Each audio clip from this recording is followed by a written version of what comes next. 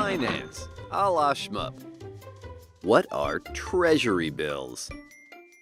Well, the U.S. government is a financial pig. It borrows money all the time. Snort, snort. Well, somebody's got to buy vibrating back massagers for all those senators. T-bills are just one way in which the government raises cash for itself to, buy things. The deal works like this. Investors write a check to the U.S. government, taking their hard-earned cash and giving it to Uncle Sam, who in return gives them a piece of paper promising to pay them back in a short-ish period of time. Well, T-bills are like that. They're typically short in duration, and they sell at a discount to par like a zero coupon bond, meaning that an investor might pay $982 for a $1,000 par bond, which comes due in 6 months. The investor, for loaning the government her $982 in cash for 6 months, gets paid $18 in rent on that money. There are no interest payments made along the way, as there would be in a traditional bond investment, which typically pays interest twice a year. In this case, the investor is just buying $1,000 at a discount. Simple. And note that in this case, the investment return is $18 on $1,000 for 6 months. That implies an annualized interest rate on the money, i.e. over 12 months of what? All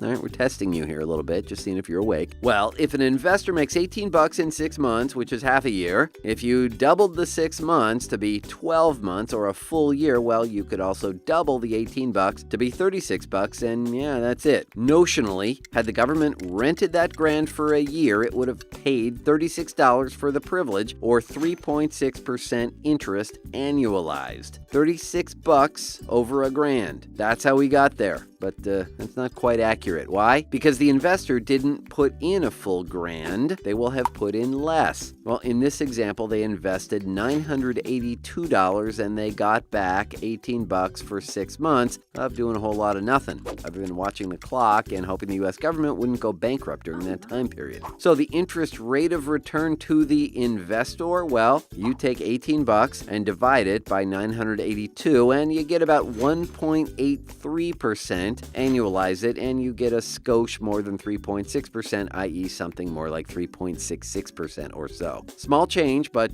on big numbers, it adds up. And now with investor money, the government is free to do all its pork spending. Maybe a nice new sty for the Speaker of the House. What do you think?